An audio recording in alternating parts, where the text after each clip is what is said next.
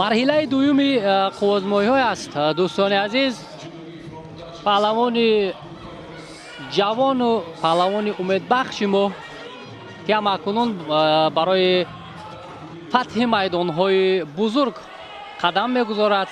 аминҷони абдулфайёз бо либосҳои сафед аст ва паҳлавони кишвари Озарбойҷон Наҳид Таргулиев бо ҷудогии кабуд андари майдон шуданд. ёдовар мешавем ки паҳлавони кишвари Озарбойҷон дар марҳилаи аввал намояндаи кишвари Украинаро шикаст дод, Тарас Нилизев, ва ҳамакунун ба ин марҳила омад.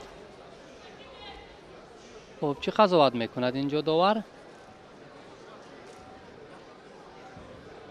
хуб, нодуруст кандан, нодуруст доштан. аввалин огоҳӣ ба Таргулиев дода шуд.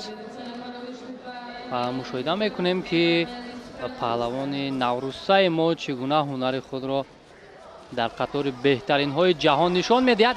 ана ҳамин гуна доштан аз пасгиребони ҳариф барои аминҷон хеле имконияти хубро фароҳам меорад. аммо ҳариф ки аз паҳлавони мо дида таҷрибааш зиёдтар аст, дарҳол ба шакли ҳамон рақобатҳояшро дигар кард.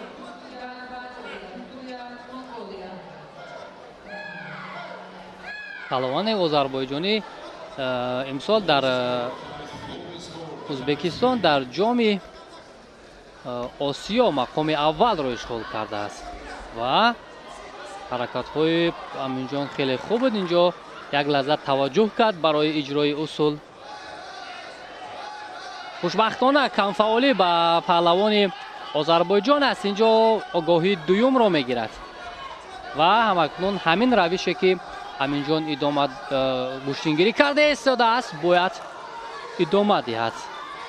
ҳаракати амирҷон барои партов кардан бо сари китф буд ки инҷо муваффақ нашуд. Иззат Худоиёв онҷо барои шогирдаш тавсия дода истодааст ки ӯ чӣ гуна ҳунару маҳорати худро бояд нишон диҳад. як амалкарди дигар буд, аммо инҷо паҳлавони мо муваффақ нашуд.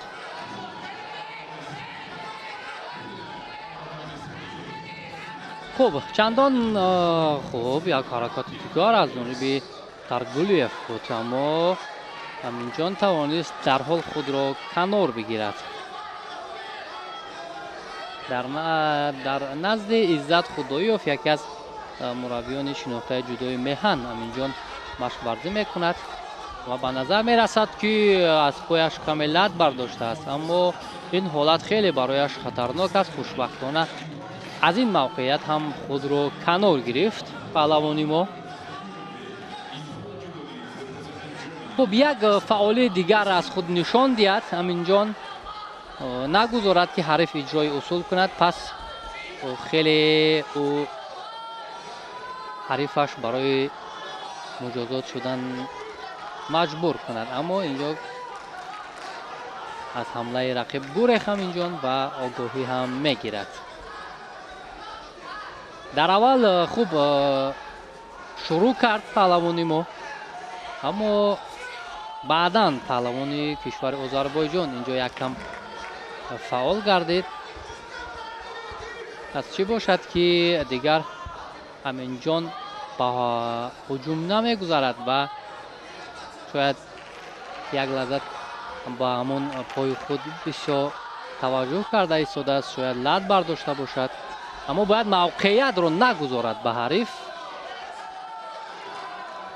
инҷо ҳам агар ҳамин гуна равиш хуб, ба паҳлавони мо аслан инҷо як огоҳӣ додан ва дар он ҷо ду огоҳӣ аст.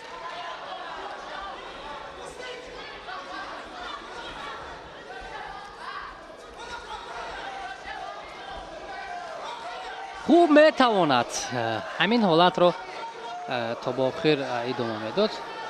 хеле хуб мешуд барои аминҷон.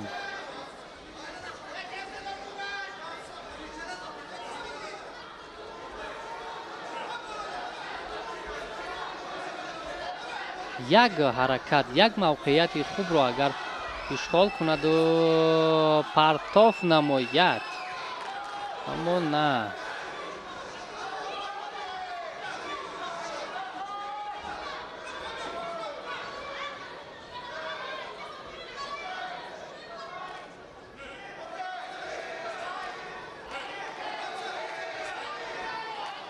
давар ишора мекунад ки инҷо гӯштин гиред ва баъдан боз рақобатро боз медорад ва боз амр мекунад ки паҳлавонон бояд гӯштин гиранд.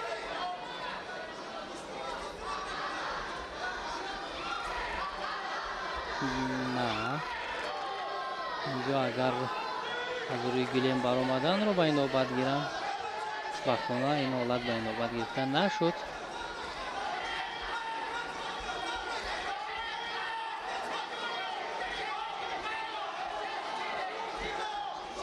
ана ҳамин партофро дар ҳолати росто агар иҷро кунад аминҷон барояш хубтар хоҳад шуд.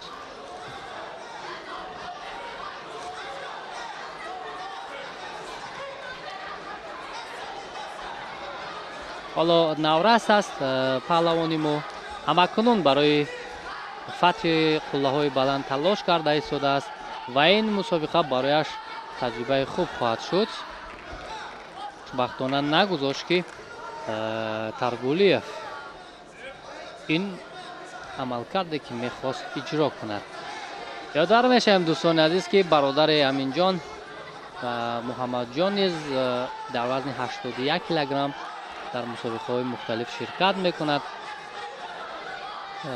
чанде пеш дар қаҳрамонии ҷаҳони ҷавонон ширкат намуд, гарчанде муваффақ нашуд, аммо марҳила ба марҳила барои иштирок дар мусобиқаҳои мухталиф ҳар ду ин бародар кӯшиш карда истоданд.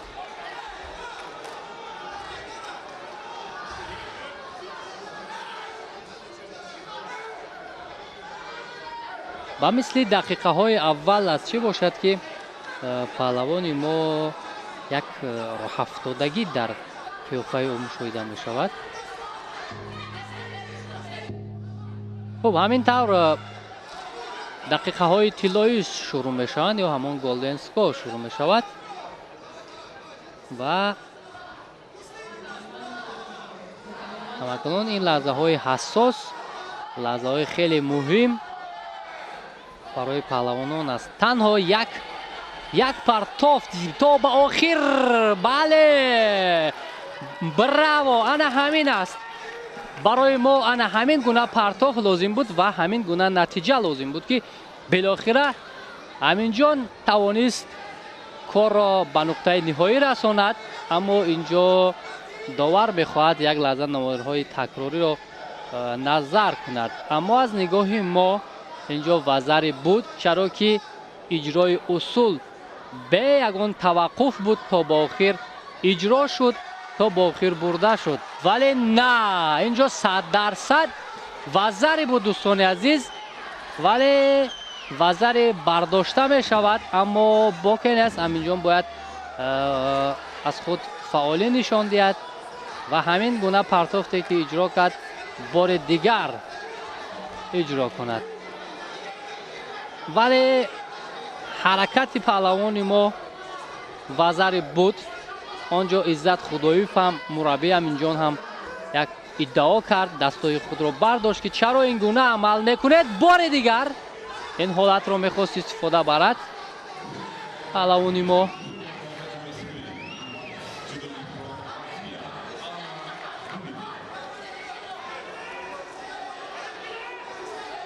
хастагӣ дар паҳлавони мо дида мешавад. инҷо Аминҷон як он нафасгирияш каме суст шудааст, аммо як амалкард, як партофти мувофиқро инҷо агар ана ҳамин лаҳза бояд барои паҳлавони мо беҳтарин мавқеият бошад, вале натавонист. имкон дошт ки ҳарифро дарҳол ба тахтапушт афтонаду дар ҳолати асаи коме нигоҳ дорад, аммо чун гуфтем ҳариф дар ҷоми Осиё ҳамин сол муваффақият ба даст овардааст, таҷрибааш зиёдтар аст. барои ҳаминҷон имконият намедиҳад. бале, ин навбат дигар ягон иддао, ягон ҳоҷати наворҳои такрориро дидан нест. дӯстони азиз, ҳаминҷони Абдулфаёз тавонист дар марҳилаи дуюм ҳарифашро аз кишвари Озарбойҷон шикаст бидиҳад ва роҳи худро ба марҳилаи сеюм бубарад. воқеан ҳам хеле рақобати арзанда нишон дод ҳаминҷон ва тавонист ки белохира бар муқобили ин ҳарифи пурқувваташ роҳи худро ҳамвор кунад ва хеле хаста ҳам гардид паҳлавони мо.